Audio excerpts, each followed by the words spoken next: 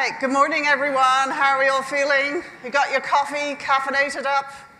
Fantastic. My name's Anne-Marie Charrett, and I am actually write a book on quality coaching. So I found that really interesting intro. Never mind. We are all in the same community, and we're all passionate about quality, and I think that's something that we have that we can identify with. And the more and more I'm in the testing and quality community, the more I realize that we have more in common than we have differences.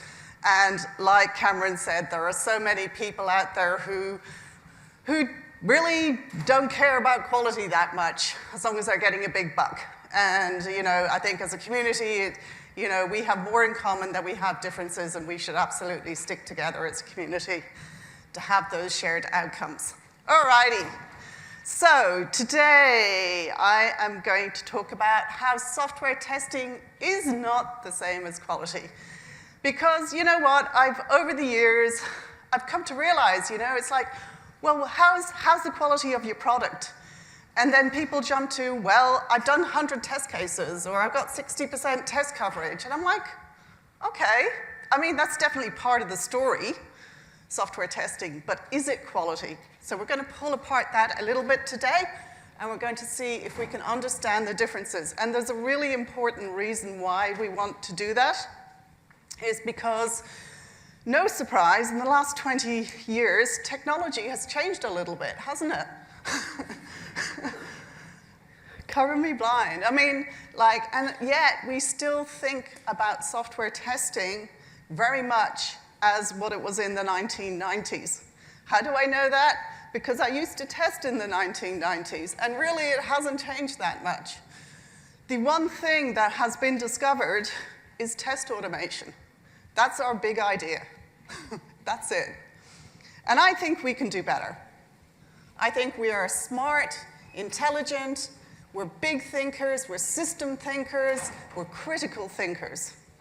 And I think we know deep down there are many ways we could do quality better, or software testing better, if only.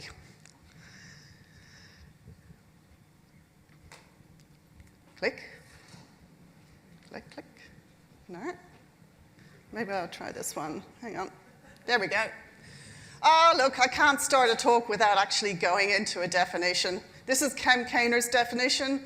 Ken Kaner was who basically is a software tester in the US. He created the first software testing course at a university. So you could actually go to university and learn how to do software testing. How cool is that, right? He also coined the term exploratory testing. Now, Ken Kaner has this definition. It's still my go-to definition.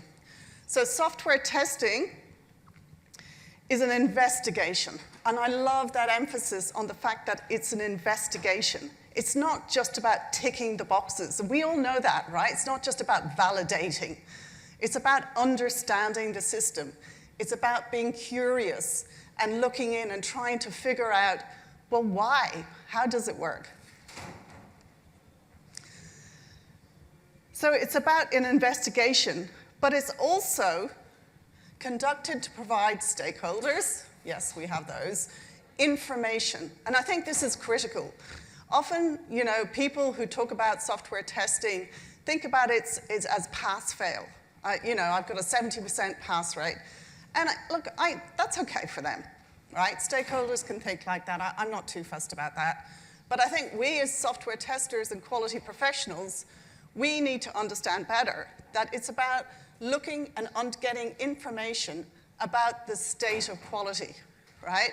So software testing is an information provider to the state of quality. They're not the same thing. And that one does it. And what is quality? Well, this is Jerry Weinberg's definition. There's so many definitions of quality out there. You probably have your own, but this is my favorite one, which is Jerry Weinberg, who created the original test team at NASA, apparently, so the story goes. So Jerry Weinberg coined this phrase, saying that quality is value to some person, right? And so if you think about that, that's highly subjective, right? And that makes some of the reasons why it's so hard to understand what quality is. And yet we as professionals are meant to be telling people about the state of quality. So straight away we can see that it's actually really hard to have a conversation about quality because everybody's thinking differently about what quality is. And this makes sense. You go to a software developer, their definition of quality can be quite different to your definition of quality, to a marketing person's definition of quality, to a product manager's definition of quality. So whose definition matters? Whose counts? Well, that is why someone added onto this slide that quality is valued to some person who matters, right? Clearly, we can't think about everybody's definition of quality. We have to consider about the people that matter most. So, in my experience, and probably yours as well, there's two key groups of stakeholders. The two groups of stakeholders that I have experienced is the business, we call the business, but really the people who run the organization who pay your salary, right? They have a huge investment in what quality is. So we listen to them, right? We have to listen to them because they are basically, to some degree, dictating their ideas about what quality matters to us. We need to understand their needs. And often in software testing, we talk about really understanding our stakeholders, talking in their language to be able to convey and explain what software testing is. All these things are because the business is so important to us. Now, recently, this is John Cutler from, I would say, probably 6 or 7 years ago. He wrote a blog post focusing on, we shouldn't be focusing on output, you know, the definition of done. I've done all the test cases, therefore it's ready to go. It's actually, no, we need to be thinking more about our business and their revenue. We need to be thinking about their profits and how the feature that is being deployed supports those outcomes, right? But I think this is a really quite narrow view of what quality is. It's a very business stakeholder, profit view of quality. And there's clearly another group of people that we haven't actually spoken about. And that's our poor customers, right? Remember those? You know, it's really hard in the way we deliver and deploy software today to keep our minds of the customer fixed in our minds, right? It's hard, especially if we're doing test automation and we're looking, it's hard to get into that head. With Agile, even with splitting the stories down to small bits, it kind of detracts away from that sense of a whole product, right? We're doing little bits of quality in the hope that all the little bits will somehow end up as one big thing. But the reality is that a product is greater than the sum of its parts, and we intrinsically know that. And so I think what we've seen over the last few years, and I've forgotten this guy's name, so I'm going to have to go back and check my notes, is, as Cory Doctorow talks about, is the degradation of what I would call product quality, right? He calls it the end-shitification of products. Now, you know what I mean. Even if you haven't heard this word before, it's that enticement into a new product. Whoa, it's the latest big new thing. This is fantastic. This was awesome. TikTok is great. Right? And then suddenly, over time, advertisers come in. And suddenly your feed is crammed more with stuff that is trying to sell you stuff than what the information that you are particularly interested in, to the point where the customer is forgotten. And I think this has become a real trend at the moment. You know, if we look at the products around us that we use on a day-to-day basis, this is a real thing. And I think this is a real concern for us.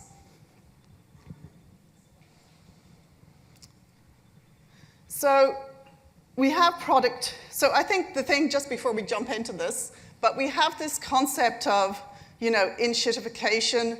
I think that we need to be jumping back into the concept of going back again to thinking about what is quality. Actually, what is quality? Now, if you don't mind, I want to actually jump a couple of slides forward because I'm missing a slide here. I don't know where it's gone. Apologies for the video. You're going to... Now you've seen my talk. Oh, it's disappeared. Okay, interesting. All right, I'm going to have to talk to it. But what I think we need to think about, is we need to review what quality is. But what I mean by that is we've actually got to be thinking about, are we actually, I look at things as, are we building the thing right? Now, you're probably familiar with this. Building the thing right, building the right thing, and supporting the product well. I think there's 3 aspects to quality that we need to be thinking about. Now, often in our community, we work on focusing, have we built the thing right? Yeah? So we test for correctness. We test for, actually, the product is doing what it's supposed to do, and can we ship it? There's 2 other points of quality and aspects to product delivery, and that is what we call today discovery. So identifying are we building the right product? And we do some analysis, and you've got these product people, product owners, product managers, who are doing these investigations, customer surveys, to try and figure out what does the customer really, really want, right? I think that we need to be focusing a lot in this because of this. We have critical thinking abilities and testing and experimentation to allow us to ask questions in the discovery space. Questions like, how do we actually know we're building the right thing? Have people actually done that questioning? Have we had a sufficient hypothesis and experimentation in this space to be able to actually know with confidence that we are building the right thing? Because we all know that actually software delivery is super, super expensive. So understanding that we're building the right thing is massively important. And I think that this is a result of insufficient critical thinking in the discovery phase. The other part that we want to look at as well is in the ops bit. How do we know that we're supporting the product well? It doesn't stop, right, once we've done, as you know. It doesn't stop once we ship. People have to maintain and support those products beyond. But I think with quality, it's like, how do we know this has been done well? How can we who are so passionate about quality, play a part in this space?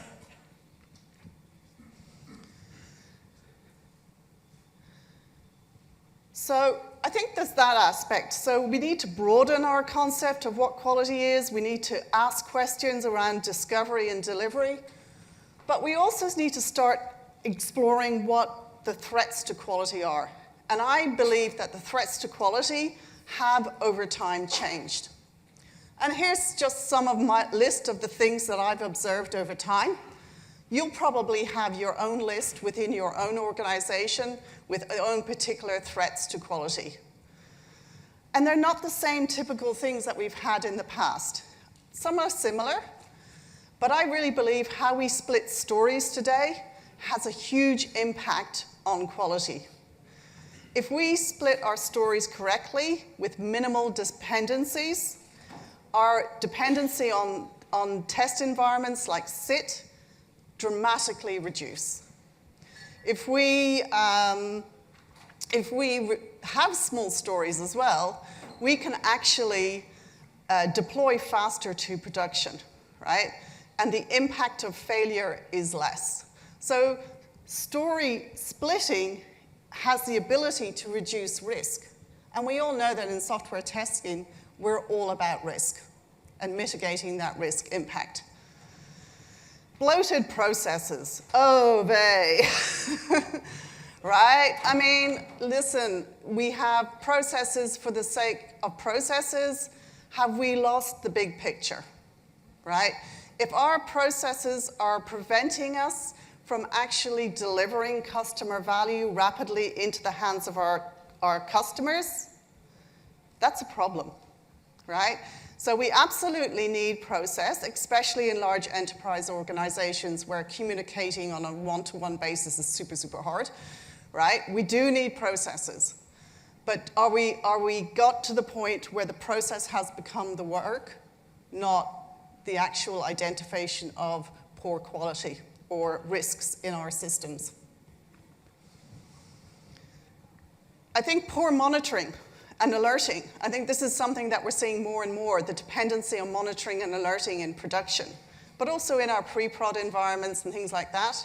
But having the ability to see the state of quality in that way. So these are, not having good monitoring is a threat to our quality now.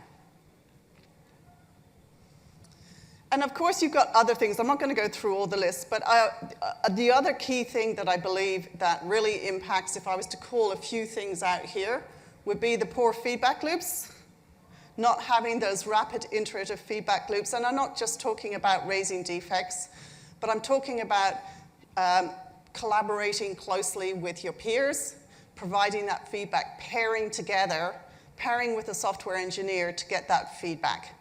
These are all things that if we don't have them, they potentially threaten the quality of the product.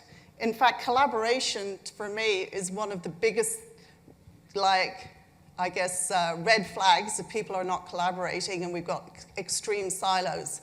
It's a key flag for me that we potentially have a problem because poor communication, poor collaboration, gaps are where the bugs thrive.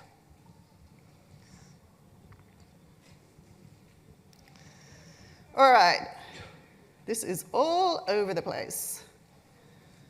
You know what? I'm just going to, sorry, Cam. Oh, I shouldn't have done that.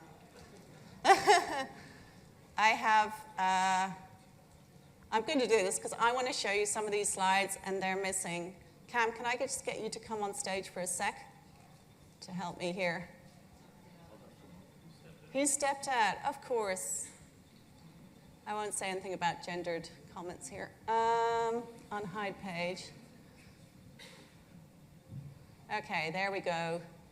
And you know what I'm going to do when I'm here? I'm going to go to a couple of others that this is the slide that I wanted to show you earlier. Okay. Fingers crossed. Here we go. Happy days, I hope.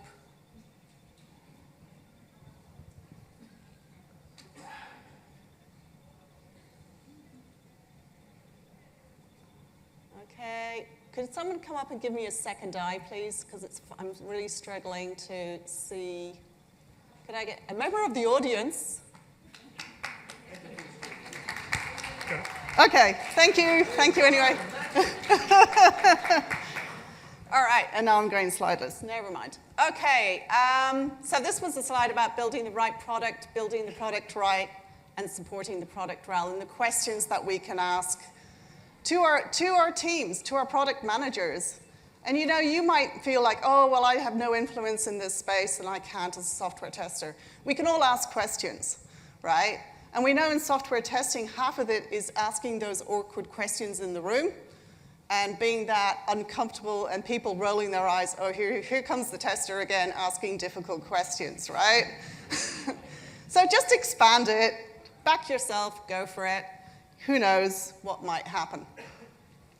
All right, here's another example of someone who's taking that concept of expanding quality. This is Lisa Crispin and Janet Gregory's holistic continuous testing model. The emphasis here is on team collaboration. What I really like about this is expanding that concept of testing into all throughout the continuous life cycle into production, into release, deploy, and even in planning, right? So I won't go through all the steps, but you can read her stuff up there. It's awesome. You should definitely check out stuff like this and start talking about and experimenting within your organizations about how you can think a little differently. And of course, you're not going to take the whole thing and implement it all at once, but you can just try little bits. Take what works for you and give that a go. Oh, well, look, the slides will be shared. Don't worry. So we've done that one. Okay. That is super bad. So I'm not going to talk I'm going to talk about it. You should check your slides before you go on stage, Emery. One of the things I said, I write a book on quality coaching, because some of the things you might be thinking to yourself as you are listening to me talk is, well, that's all right, Emery, but I'm struggling just to get software testing done, right? There's no way I can expand my scope this big, right? I can't be thinking about all these things about quality when I'm struggling to just actually get a release out the door. And you're absolutely right. So one of the reasons, what I'm seeing in a lot of modern organizations is this concept of quality coach. Now, maybe this is something that you have experimented with, maybe not. I actually write a lot about this. I've had a lot of experience in this area. Quality coaching is basically an opportunity to, rather than do all the software testing, is to take a more collaborative team approach to quality. And the idea is, rather than actually you doing all the testing and you doing all the things, is that you share it out. You share it out and you enable other people within the team to take on testing activities. So your software developers will take on some of the test automation. Your product people will get involved, and maybe your design people will get involved in thinking about the UX. And you have close feedback loops to help you think about, to help the whole team think about quality and being involved in that. And the benefit of this is that instead of you being the gatekeeper to quality, thou shalt not pass, is that the whole team has an opportunity to engage in that. A whole team then takes that, and you are no longer the bottleneck, right? The team basically dictates the pace of quality, and that you take it as a whole team approach. So that means that your role, rather than doing all the testing, becomes more of a facilitator. You facilitate and you help. You coach people up on how to do testing. You might help them in test automation, or you might help them thinking about business value and understanding and bringing the why into the conversation about what quality means and what we're actually trying to do building that feature and why it's important to our customers. So bringing that sort of knowledge and SME know-how into the team and helping them understand that. So the quality coach has many varied types of roles. You'll be a mentor, you'll be predominantly a facilitator, you'll do R&D, you'll research, you'll do a lot of marketing and explaining why software testing and quality is important. So there's many, many different aspects to the role. And not every organization should have quality coaches. Many organizations benefit from having software testers, and they should absolutely continue to do that.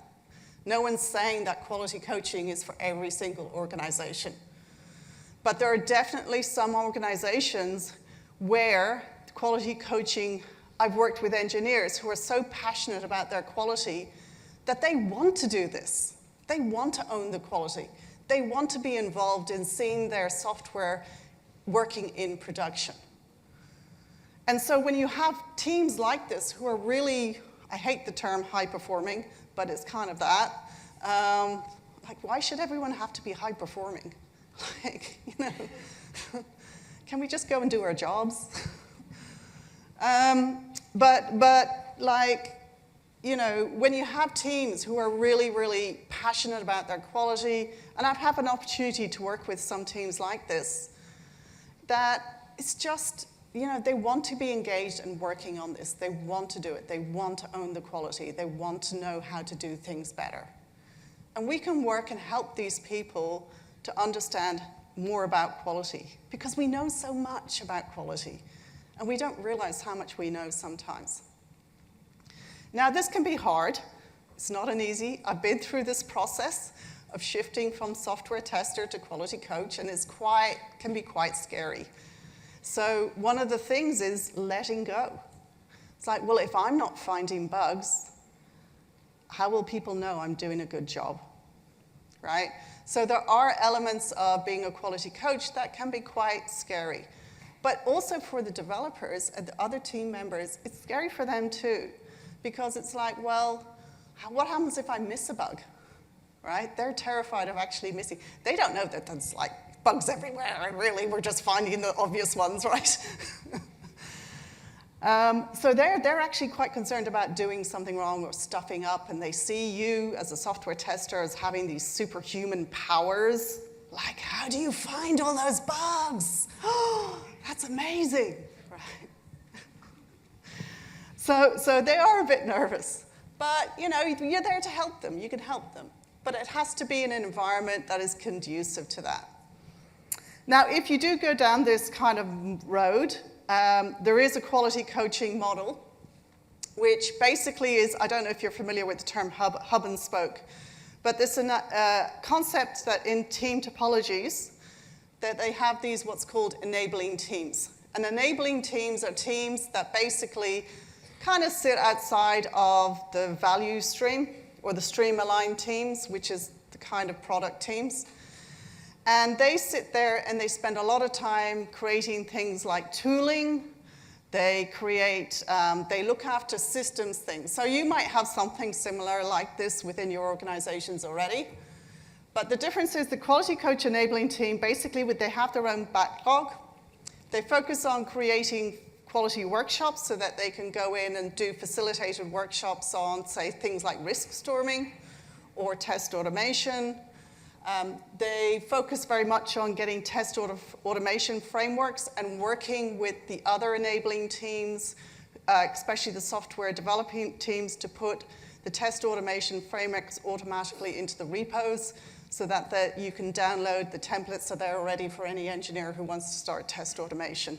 So a lot of work with the other enabling teams, developing quality practices so that everybody knows how to do things. Because, of course, you're getting a lot of questions and people don't understand what quality is and how to do things. So you have to do a lot of training and coaching. And then that's the hub bit. And then the spoke bit is basically how you interact with the rest of the organization. Now, you're predominantly interacting with product teams.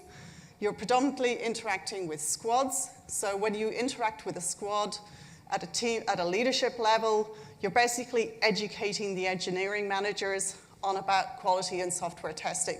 And this is absolutely critical, because if you're not coaching your leadership on quality, then it's really hard for the quality coaches to get time and space. So if you're already in a senior leadership quality space, your job is to basically help the engineering managers, the VPs of engineering, and all those people to understand that they are accountable for quality and that this is what they have to do. So there's a lot of work done in that space, but also that we had this concept of missions. Now, a mission was something where a software quality coach could actually go into a team for, say, up to about 3 months and actually work in doing software testing, right? And this was fantastic because it gave quality coaches an opportunity to remain skilled up. But it also meant that high-risk situations, where, for example, there was a new product or a really important product where the team wasn't confident about doing that amount of software testing, that you could actually work with them to get their practices built up. And then when they were stable, you could leave, right? So we had this concept of missions. And so this worked really nicely for us in that structure, in that particular organization. keep clicking the clicker. I'll put the clicker down. All right, I did talk about metrics, so I'm going to end up talking about metrics as well. Now, some of you might have heard this. This concept that software testing is the headlights of the project. What does that mean? It means that when you're driving down a dark road and it's wet and it's rainy and you can't see properly, you really need your headlights. They help you see where to go. So the analogy is that testing is the headlights of a project. They provide the information to help the product teams and the teams know how fast or slow to go. They help them see ahead by providing information on the state of quality. This is quite a common old idea about software testing. It's still true. It's absolutely true. Software testing does provide that information. But what do you do if you've got a flat tire? What do you do if you run out of petrol? Right? All these reasons that you might not, what happens if you don't know where you're going? Like, headlights are useful for one thing, but the reality is they don't solve all the problems. We have other things in our car to help us with that. We have petrol gauges. We have GPSs. We have brake lights. We've got more information providers in a car than we can possibly look at in one go, right? We have lots and lots of different ways of pulling in information and helping us understand how fast to go, how slow to go, whether we're going in the right direction, and whether we have enough petrol, kind of key. In quality, we have more than software testing to help us understand where to go. So sure, software testing is an absolutely critical part of providing information on the state of quality. We need that. And I think we cannot forget that we must do good good software testing. It's absolutely critical. But there are other things that matter as well, that we can use as well. Monitoring and alerting in production helps us really, if we miss some things in our software testing, helps us capture them later on. Customer feedback is another form of feedback information provider. But so is analytics, the App Store, data analytics, and distributed tracing. These are ways of actually providing information on the state of quality. So rather than focusing only on software testing, which potentially has the ability to slow us down and create bottlenecks, we can start thinking about more broadly about how other things we can use that will help us as alternative methods to understanding the state of quality. Maybe we don't only have to rely on software testing to give us this information. Maybe we can think about monitoring and alerting. Maybe we can think about all these different ways, open telemetry and distributed tracing to help us provide information on the state of quality. Now, you probably see from this, as I said, it's a massive thing. Thinking about quality and all the things is huge, which is why we need to make it a team responsibility, that everyone plays a part and that everybody has an opportunity to engage in quality and to think about quality. I'll finish up there, but thank you, and thank you for putting up with my slides. Bye.